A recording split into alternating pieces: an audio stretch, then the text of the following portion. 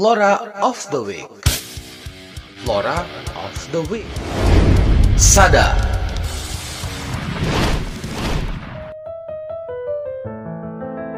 Ascocentrum miniatum atau anggrek kebutan atau Ascomini adalah sebutan spesies anggrek yang ditemukan di Assam, Laos, Thailand, Vietnam, Jawa, Malaysia, Filipina, dan Sumatera.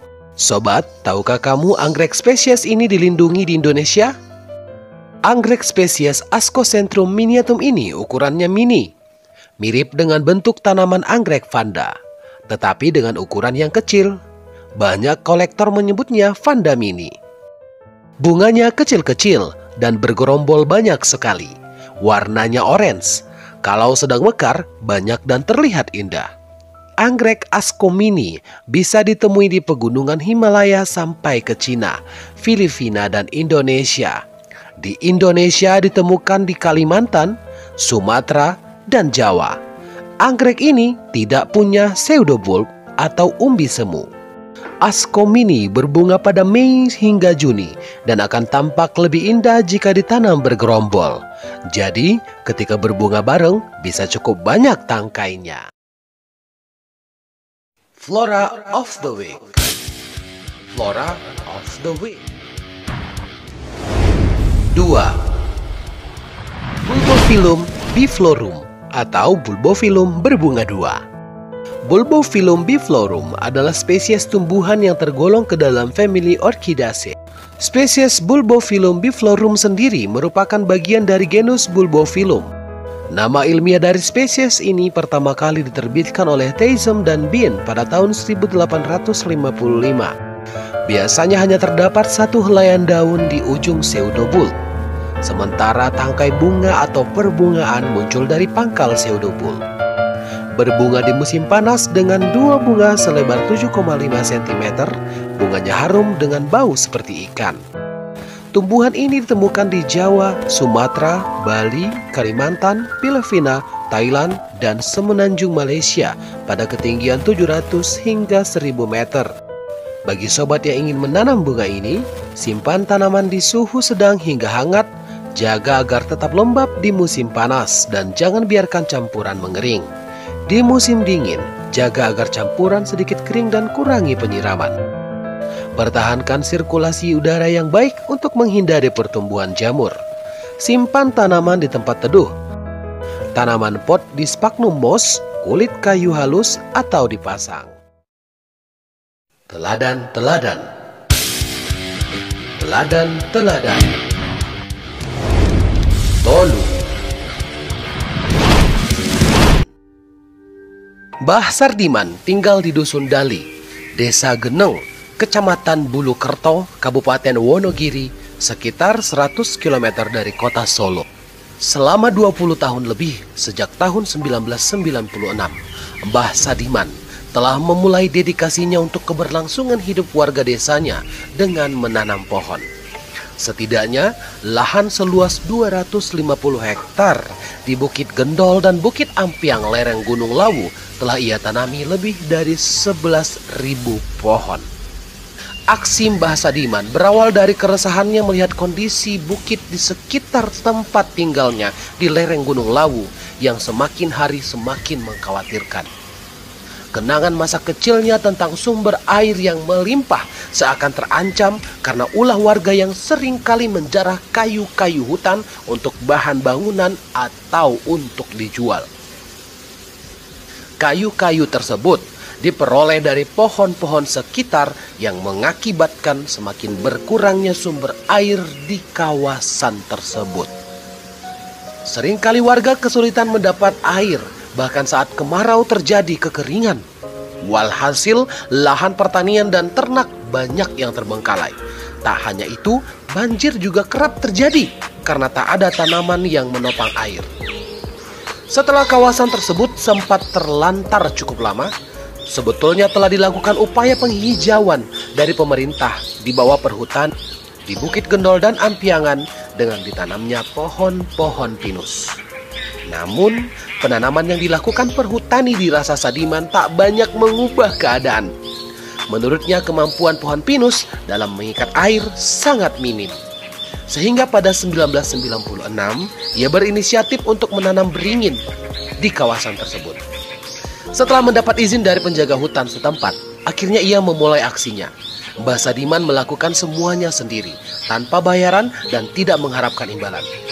Tak terasa, 23 tahun telah berlalu. Mbah Sadiman tetap setia dengan janjinya untuk menghijaukan lereng Lawu. Ia membeli bibit, memberi pupuk, menyiangi semua dari kantongnya sendiri. Bahkan ia mengorbankan hanya memakai baju bekas di keseharian daripada membelinya. Mbah Sadiman mempunyai usaha penyemaian bibit jati dan cengkeh di pekarangan rumahnya. Ia melakukan itu karena akan menukarkan 2 bibit cengkeh dengan 1 bibit beringin kepada warga untuk ditanam. Sekarang, warga desa Geneng di lereng Gunung Lawu sudah merasakan jerih payah dari seorang Mbah Sadiman. Petani tidak lagi kesulitan air. Warga Dusun Dali yang jumlahnya lebih dari 340 kakak tidak mengalami kesulitan air lagi di saat daerah lain mengalami kekeringan saat musim kemarau. Bahkan mereka bisa mendapat aliran air secara gratis dan mandiri. Semangat Mbah Sadiman tak surut. Bahkan Mbah Sadiman masih berencana menanam 20.000 lebih pohon untuk dapat membantu desa lain. Baginya, selagi mampu untuk menanam, maka ia terus menanam. Itulah keinginan sederhana Mbah Sadiman yang sangat berarti besar bagi warga sekitar. Berkat kepedulian dan usaha yang gigih dalam melakukan penghijauan, Mbah Sadiman mendapatkan penghargaan berupa apresiasi dukungan insan inspiratif dari BNPB pada 25 Agustus 2019. BRI mendukung gerakan menanam dan merawat pohon seperti yang dilakukan Mbah Sadiman selama 23 tahun terakhir ini dengan menyerahkan dana 100 juta rupiah. BNPB juga telah memberikan penghargaan sebagai tokoh inspiratif Reksa Utama Aninda atau penjaga bumi yang penuh kebijakan pada 1 Agustus 2019 sebelumnya. Mbah Sadiman memang layak disebut pahlawan lingkungan. Perjuangan Mbah Sadiman harus didukung oleh pihak-pihak lainnya. Pemerintah hendaknya tidak hanya mengapresiasi dengan memberikan hadiah ataupun gelar pahlawan untuk Mbah Sadiman, namun juga memfasilitasi komunitas ataupun instansi untuk dapat turut menjaga ekosistem lingkungan. Satu hal, menanam pohon memang hal yang mudah, namun konsistensi untuk merawat serta tidak merusak alam adalah hal yang lebih sulit. Oleh sebab itu, sobat, mari kita meneladani aksi Mbah Sadiman untuk lingkungan masing-masing dan mengajak orang lain untuk menjadi Mbah Sadiman berikutnya. Itulah kisah teladan episode kali ini. Firmora.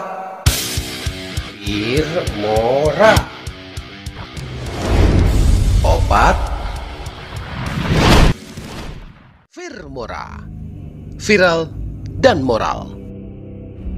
Sobat Alizwell, jagat TikTok dihebohkan dengan unggahan sebuah video yang memperlihatkan seorang guru menyisir rambut seorang siswinya. Dalam video tersebut, guru menyisir ratusan kutu yang sebelumnya bersarang di rambut siswi tersebut. Video itu sempat viral dan mendapatkan like hingga jutaan. Sobat, penyebab kenapa bisa ada kutu di rambut kepala dikarenakan kurangnya kebersihan dan pola hidup sehat. Namun, meski demikian, kutu pada rambut sebenarnya dapat diatasi baik dengan cara yang ekstrim atau melalui metode herbal.